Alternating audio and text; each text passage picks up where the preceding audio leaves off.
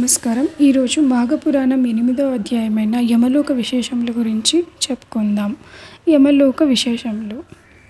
మృగశృంగుని పట్టుదల చేతను యముని కటాక్షం చేతను ఆ ముగ్గురు కన్యలు నిద్ర నుండి మేలుకున్నట్లు లేచి వారు యమలోకమందు చూచిన వింతలు విశేషాలను వారి తల్లిదండ్రులకు తెలియపరిచిరి. యమలోకమందలి జీవులు తమ పాపపుణ్యములను బట్టి శిక్షలు అనుభవించుచున్నారు. ఒక్కొక్క పాపి తాను చేసిన పాపకర్మలకు ఎంతటి శిక్షలు అనుభవించుచుండునో ఆ ముగ్గురు కన్యలు తమ తల్లిదండ్రులకు వివరించిరి. ప్రతి పాపిని ఎర్రగా కాల్చిన ఇనుప స్తంభానికి కౌగలింపజేయుదురు. సలసలా కాగిన నూనెలో పడవేయుదురు. విషకీటకములున్న నూతిలో త్రోసివేయుదురు. తలకిందులుగా వేలాడగట్టి కింద మంట పెట్టుదురు.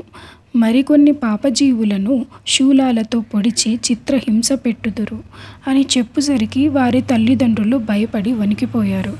అప్పుడు ఆ కన్యలు వారిని ఓదార్చి, మీరు భయపడకుడు, ఆ నరక బాధ నుండి బయటపడు ఒక ఉపాయం ఒక్కటే ఉన్నది.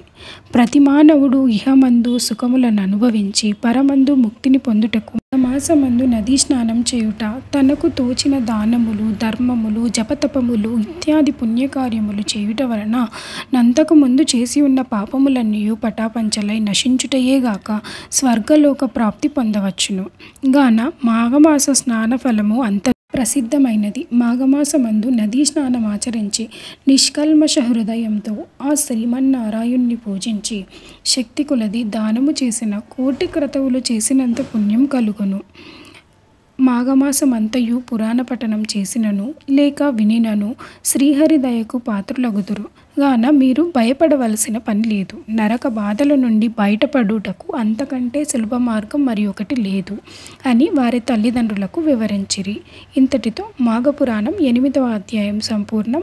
మరలా 9వ అధ్యాయంతో కలుసుకుందాం.